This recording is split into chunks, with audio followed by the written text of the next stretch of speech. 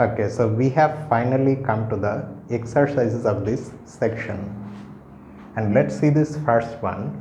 Here we are given the symmetric group S3.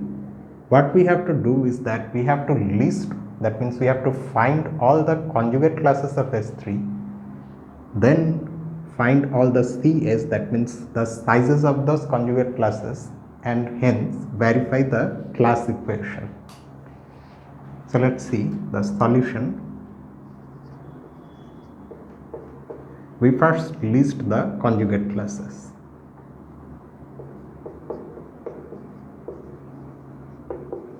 We have C of E.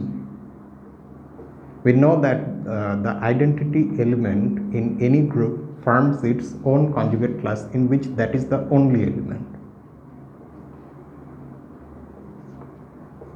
Then the class of this 2 cycle, since we are in a symmetric group, we know that each conjugate class corresponds to a cycle decomposition and consists of all the permutations in the symmetric group having that cycle decomposition. For example, this one will consist of all the 2 cycles. So in S3 we have 3 2 cycles, 1 2, 1 3 and 2 3.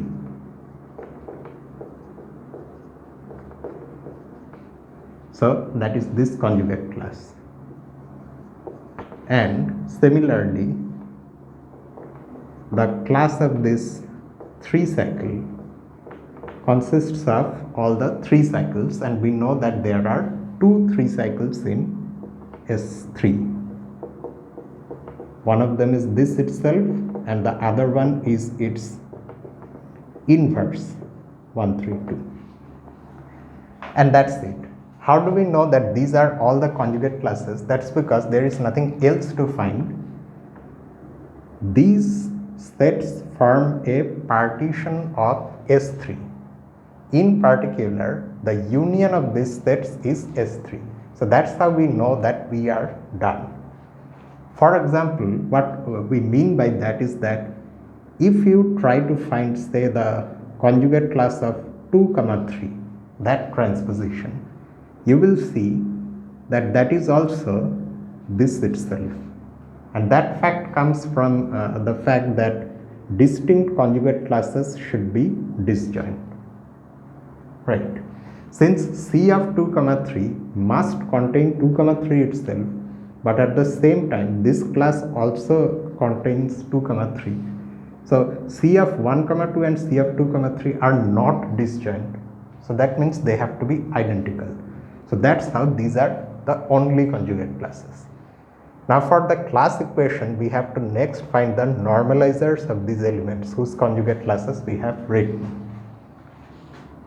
Now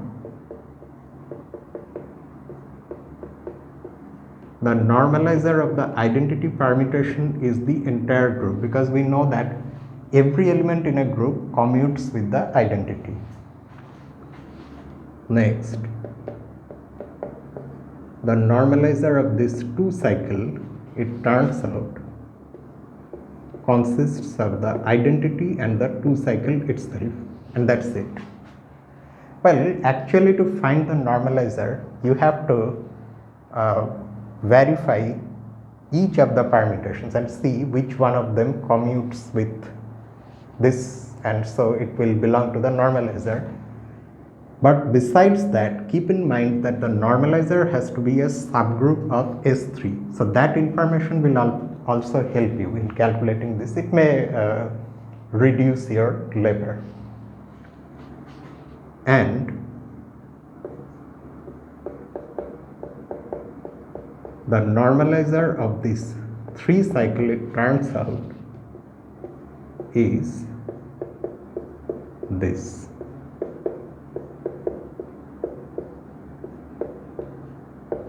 Sometimes when we are dealing with these things now, we may make this terrible mistake of not being able to distinguish the fact that these are a type of set, whereas these are another type of set.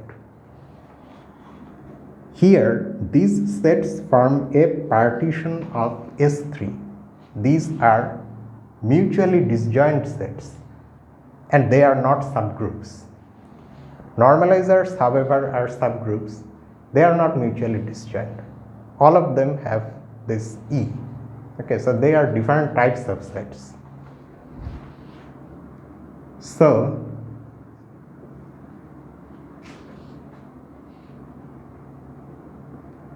let's now write the class equation and see if we already know it's going to be true, but in this specific case, order of S3 is 6. Okay, and we know that since these things form partitions, a partition of S3, so the sizes of these sets, if you add them up, you are going to get the size of S3 itself. In other words, this is equal to CE plus C1, 2 plus C1, 2, 3. That comes from the fact that these form a partition of S3. And now we know these sizes, right? C suffix E is the size of C of E, which is 1. We are not talking about the set here, but rather how many elements the set has. C suffix 1, 2 is 3. And this one is 2. Okay. And now these individual numbers can be written like this.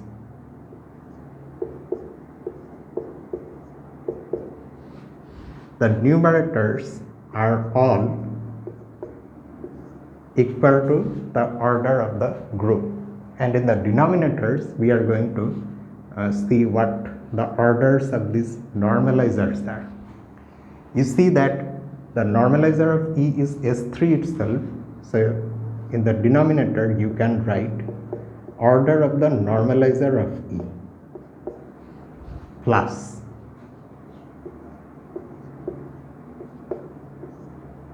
order of the normalizer of 1, 2, because that is 2, this 2.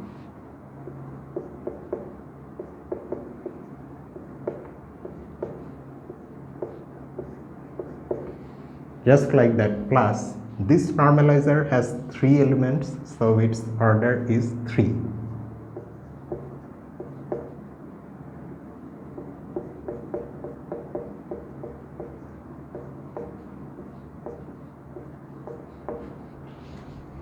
If you are wondering about these extra parentheses, extra brackets, it's because the element itself is a cycle, right? So it has its own brackets, and to enclose that element, to denote the fact that we are talking about the normalizer of that, we are using another set of brackets. If you want, you may not use it.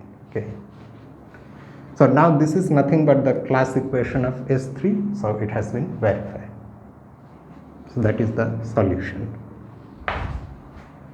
The next one is similar, but here in place of S3 we have S4. So that means the calculations will be bigger. But the beginning, of course, is same.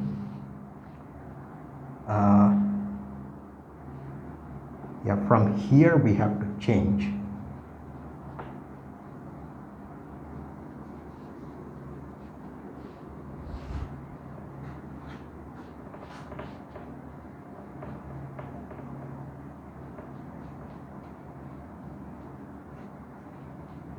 In S4, besides having an identity, 2 cycles and 3 cycles, we are also going to have 4 cycles and products of disjoint 2 cycles. So many other, not many, but 2 more types of cycle decompositions. But there is in fact, well, what should I do? Should I actually write down all the elements in each conjugate class, or should I just simply describe how the general element looks in a conjugate class? Because after all, see, in order to verify the class equation, we need these sizes. Those are the main things. So I think I will just simply describe. For example, this we already know what this is going to be. We know the others also, but let's just write. This consists of all the 2 cycles in S4 and they are okay. So now how many 2 cycles are there? With the available symbols, we can form these 2 cycles.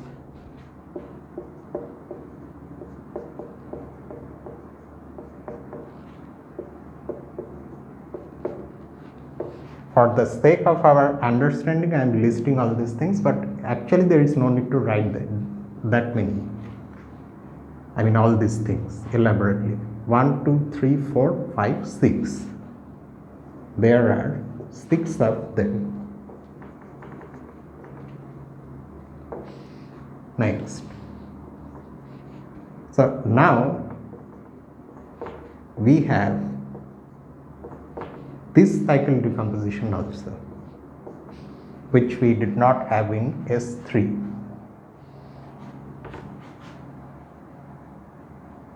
Keep in mind, do not forget this fact that in a cycle decomposition, whatever cycles are involved must be mutually disjoint.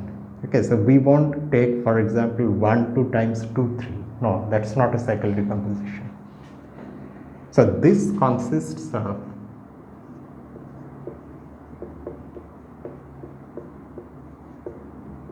all the let's just give it a name. Okay, it's not standard name. Let's call these things double transpositions. From the context, it's clear what we mean by this.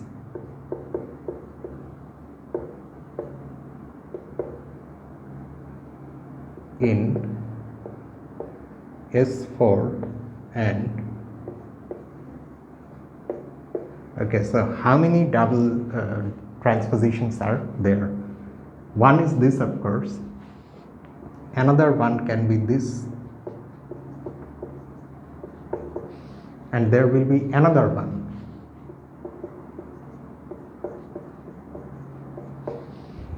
Are these the only ones? That is the question. Yes, but why? That's because you see that in each one of them, all the 4 available symbols have appeared as they should. The other fact is that since the cycles involved in each of them are disjoint, so it does not matter in what order you write them. And there is another fact. Within a cycle, also you can change the order of the symbols. It does not matter because a cycle is its own inverse. So that's why these are the only possibilities. So there are 3 of them. What else? The only things that now we have are that is left for us are the 3 cycles and the 4 cycles. No other cycle decomposition type is there. Okay, so let's now take up the 3 cycles.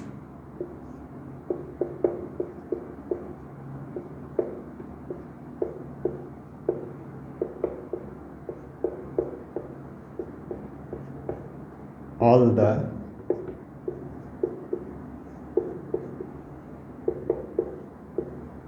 three cycles in S4 and there are, okay, how many 3 cycles, right? How many ways are there that we can choose 3 symbols out of 4 symbols? In 4 ways, and those ways are 1 2 3, 1 2 4, 2 3 4 and 1 3 4, and each such choice gives rise to 2 distinct 3 cycles. For example, if our choice is these 3 symbols, then those 2 distinct 3 cycles are 1 2 3 and its inverse 1 3 2. Similarly, the others also will have 2 choices, each one of them. So in total we will have 4 times 2, that is 8 3 cycles.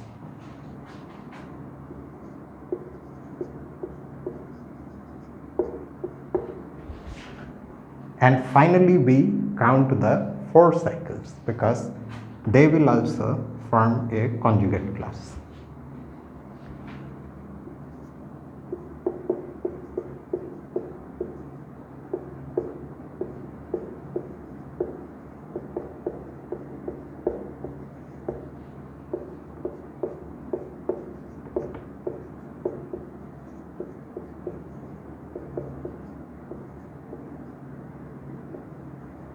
And how many 4 cycles are there? Since here all the 4 symbols are there, no question of choosing or not choosing, they have all been chosen. So it's just the number of 4 cycles.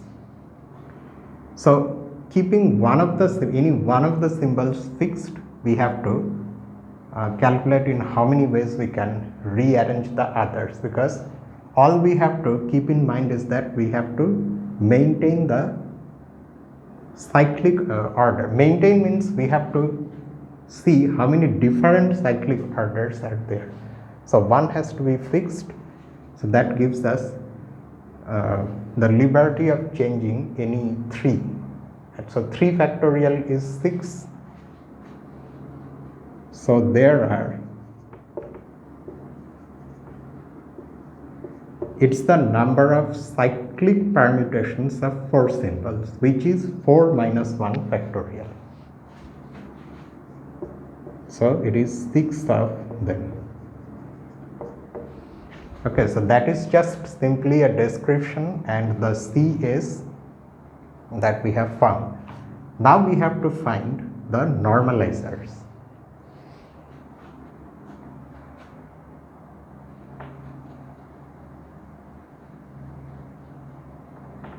The normalizers, however, we will have to specify all the elements in each one of them.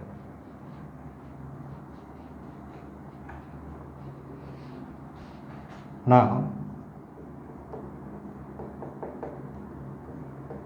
the normalizer of E, just like before, is the entire group S4. Okay. What about the normalizer of 1, 2? These are things I have calculated, and you can also calculate on your own and see if your calculation matches with this.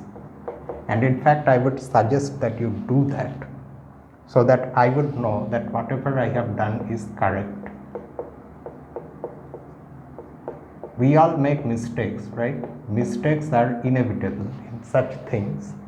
So if we independently do something, the same thing, and then our results match, then we can be certain that yes, it's okay. Next,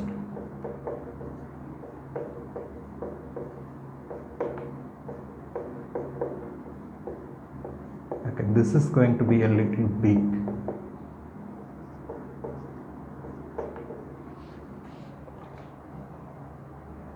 Then the element of course will be there because it commutes with itself.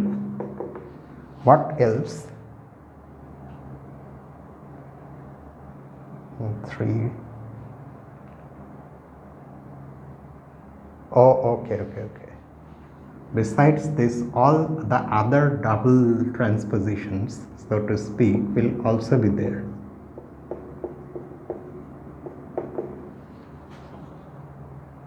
And 1, 4, 2, 3. But at the same time, there are 4 cycles also. 1, 3, 2, 4 and 1, 4, 2, 3.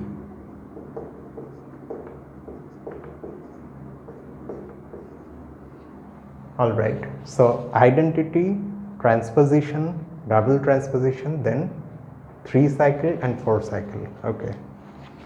Next, in not C.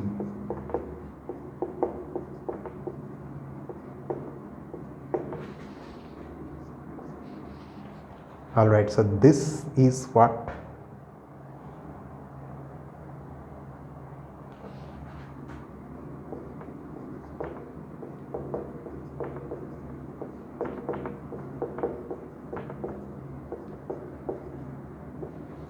and finally in of this normalizer of this 4 cycle.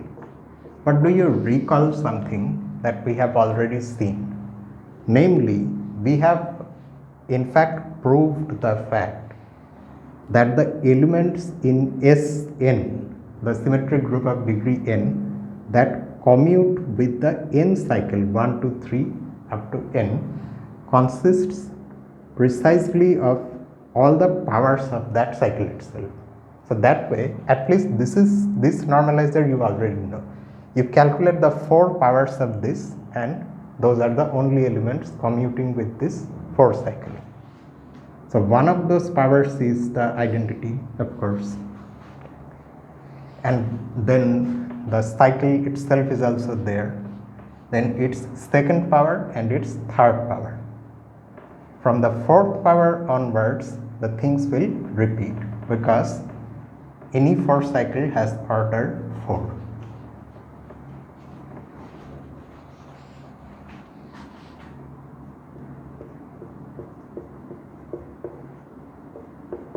Then I believe the second power turns out to be a double transposition, this one.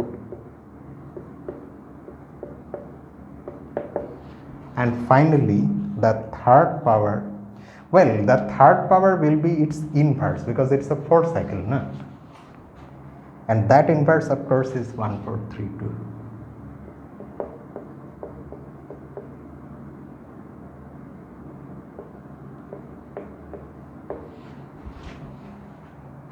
Alright, so these are all the normalizers.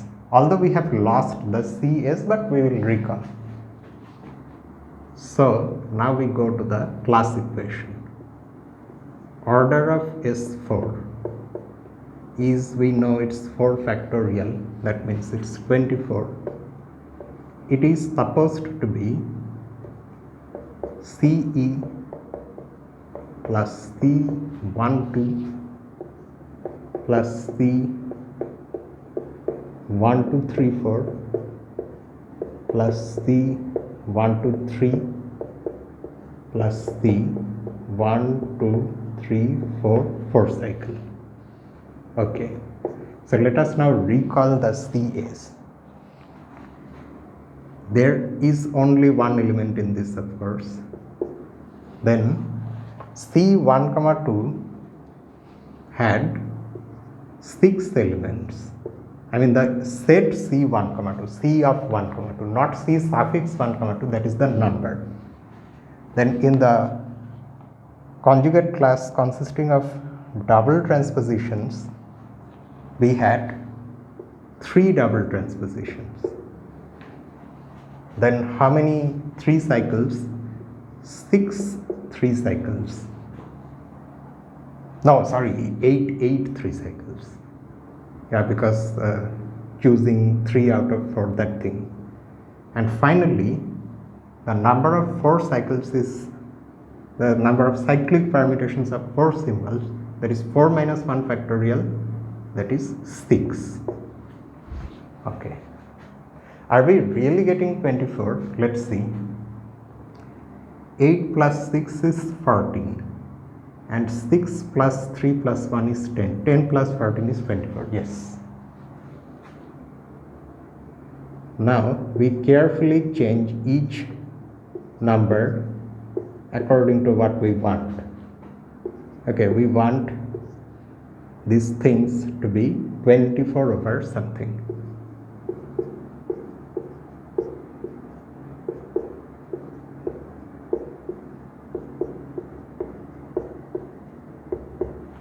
Alright. Now the numerators, of course, all of them are invariably order of S4. And the denominator now,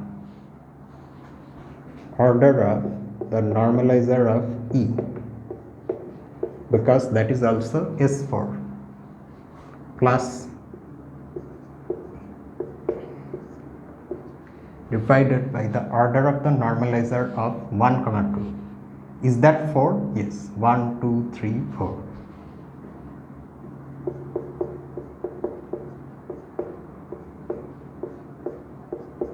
Plus order of S4 divided by the order of the normalizer of this double transposition. How many elements are there? 1, 2, 3, 4, 5, 6, 7, 8. See, 8.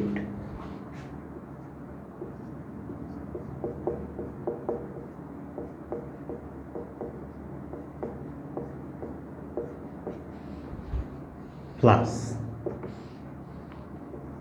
order of S4 divided by the order of the normalizer of this 3 cycle. 1, 2, 3. 3.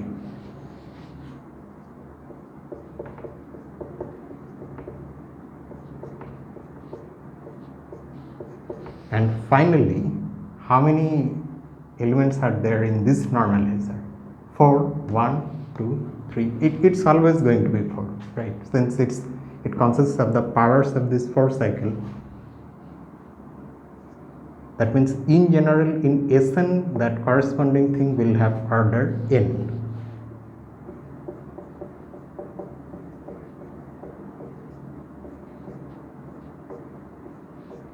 So that is the class equation of S4. It has also been verified.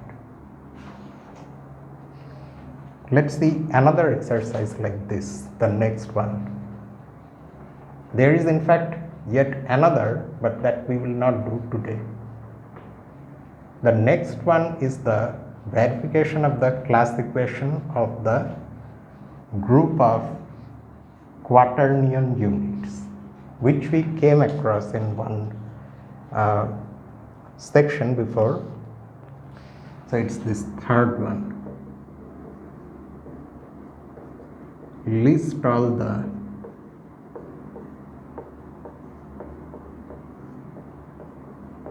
conjugate classes of in same thing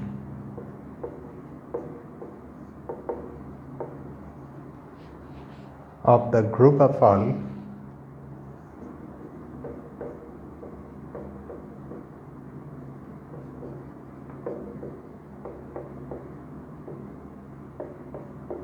quaternion units, and to say what that is actually, see exercise 21,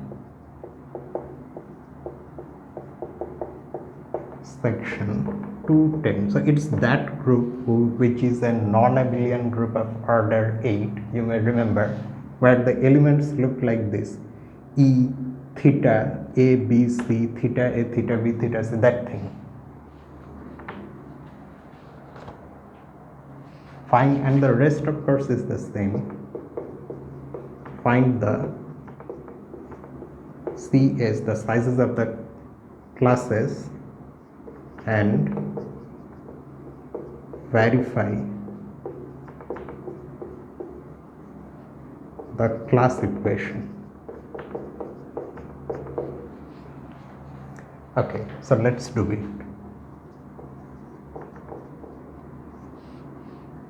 Alright, now you see in these other groups, the fact is that the center was trivial.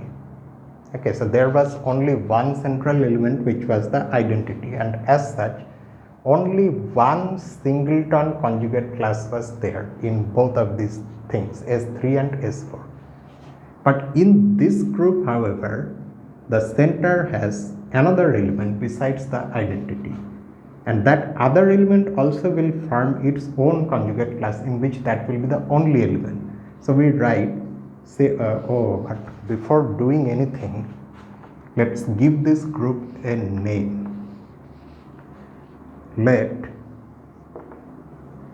G be the group. Otherwise, what shall we write in these parts, right? And now we start our reasoning. Since the center of G is this, actually the other element that is there in the center besides the identity is that theta.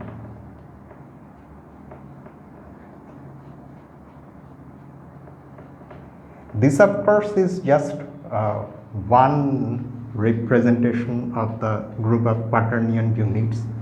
There is another more natural representation which comes from the ring of quaternions. In that, the identity is 1, theta corresponds to -1, and those elements A, B and C are I, J and K. So theta A, theta B and theta C become just -I, -J, -K.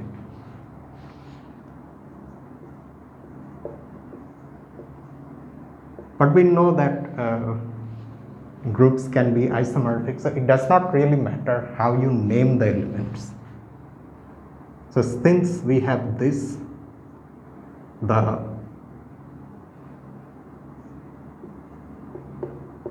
class of E consists of E, and the class of theta consists of theta.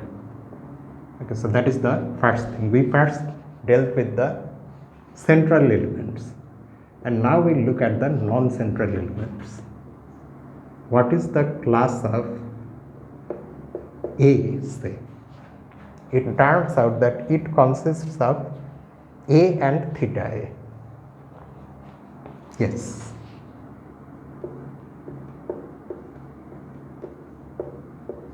The class of P has B and theta B, and the class of C has C and theta C. Have we taken into account all elements? E theta, A theta A, B theta B, C theta C. Yes. In total we have 8 elements, so that's it. And next we calculate the normalizers. The normalizer of E is going to be G, because E commutes with everything. Like that, the normalizer of theta in this case also is going to be G, because theta is also a central element. Next, what is the normalizer of A? The normalizer of A, it turns out, is this. Okay, it consists of these 4 elements, and you can probably guess what the other normalizers are going to be. They will be similar: E theta B theta B, and finally the normalizer of C is this: E theta C theta C. So that's it. Now we can write the class equation. So the order of G is, we already know that the order is 8, but it should be the size of the conjugate class of E plus that of theta plus that of A, B and C. So let's now add the sizes up and see if we get 8. 1 plus 1 plus 2 plus 2 plus 2.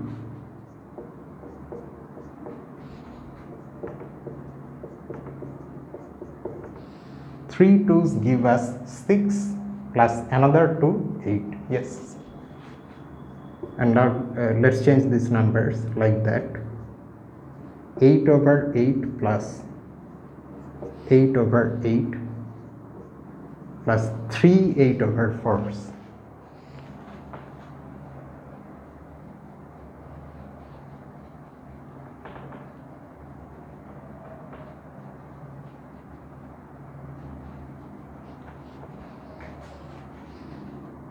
Plus 8 over 4 plus 8 over 4. So the numerators all are orders of G, and in the denominator we write the orders of the normalizers. These two are singleton normal, well, not singleton normalizer. I'm saying the exact opposite thing. It has everything, right? So that's why 8 and 8. Both of them equal to the whole group plus we can see that the other normalizers have order 4 each of them. So that's why the rest come like this.